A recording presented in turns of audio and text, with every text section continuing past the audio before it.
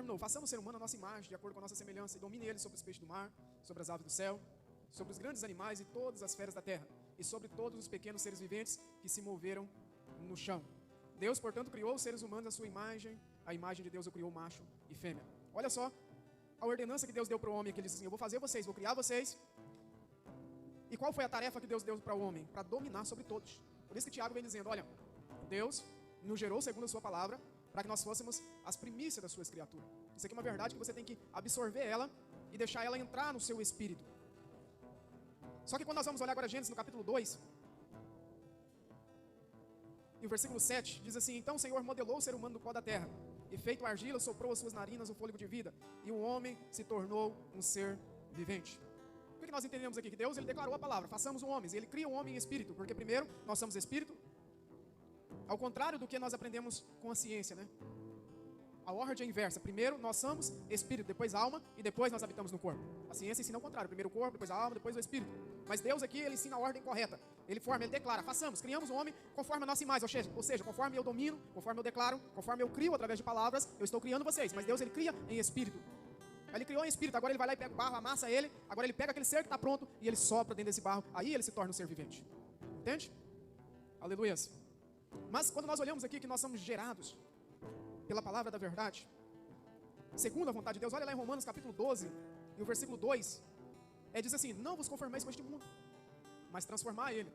Aí depois fala assim: você não conforma, você transforma, aí você prova da boa, a perfeita e agradável vontade de Deus. Então nós vemos o quê? Que a vontade de Deus, ela é boa, ela é perfeita e ela é agradável.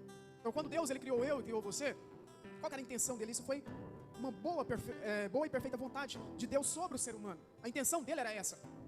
Porque a intenção de Deus não é uma intenção ruim, de criar o homem conforme o mundo estabelece. Olha só, Deus, ele cria um homem porque a vontade dele é boa, perfeita e agradável. Ele dá ordem: ó, você vai dominar sobre os demais, você é minha primícia, você domina.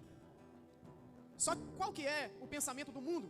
Aquele que Paulo repreendeu aos romanos, dizendo assim: não se conforma com este mundo, mas transforma ele. Porque qual que é a vontade do mundo? Qual que é o senso comum que o mundo prega? Dizendo assim: o homem nasceu para sofrer, o homem nasceu para perder, para ser derrotado, para ser miserável. Conforme o satanista diz, o homem nasceu para ser pobre, para ser necessitado. Essa é a vontade do mundo. Só que Paulo diz: olha, não aceite isso. Você pode até ouvir, mas repreenda, não se conforme. Não se conformar ali na ideia de Paulo é não se amoldar a esse padrão. Entende? O mundo diz: é assim. Aí você: opa, não é assim. Eu não me encaixo nesse padrão que o mundo quer que eu me encaixe nele. Qual que é o padrão que o mundo quer te colocar? De um ser derrotado, de um ser miserável, de um ser que não tem paz, de um ser que é dominado pelas coisas e não que domina as coisas. Olha só a vontade de Deus aqui, que quando Deus cria um homem, ele fala assim: você vai dominar sobre as coisas. Tanto é forte esse negócio de dominar, que Deus, ele fala com Moisés: vai lá e fala com a rocha para dar água. E até a rocha que não tem vida, que para nós não tem vida, mas para Deus tem, ela teve que ouvir e ela teve que dar água, que o homem deu ordem para ela, porque Deus criou ele para governar. Entende? Aleluias. E depois lá na frente também o vale de ossos secos, ossos sem vida. Mas Deus falou com Ezequiel: olha, vai lá e diz assim, assim. A Ezequiel deu uma olhada, entendeu a mensagem, foi lá, e a Bíblia diz que ele declarou, que ele profetizou conforme as palavras que Deus tinha dito a ele. E houve vida, e os ossos viveram. Entende? A autoridade que nós temos de governar, porque nós somos gerados pela palavra de Deus, conforme a vontade de Deus. Isso aqui é uma verdade que você tem que aceitar no seu íntimo, para que quando você ouvir essa palavra assim: domínio, aí esse som gera dentro de você algo que te encha de ousadia. Tipo o nome de Jesus. Hoje foi cantado Yeshua, né? Não sei se eu pronunciei certo, mas Yeshua e Jesus é a mesma coisa. Só que muitas pessoas ouvem Jesus, mas o espírito dele não entende.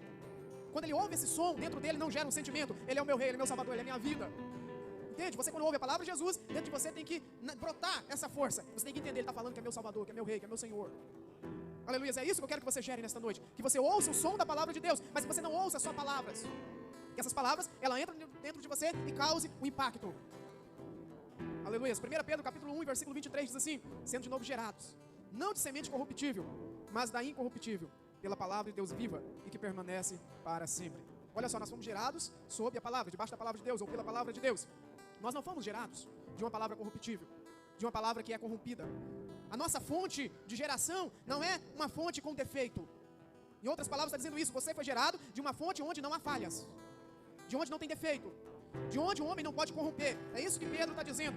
A fonte onde vocês foi gerado é uma fonte boa. Por isso que eu disse que a vontade de Deus, ela é boa, ela é perfeita e ela é agradável. Aleluia. Vocês foram gerados pela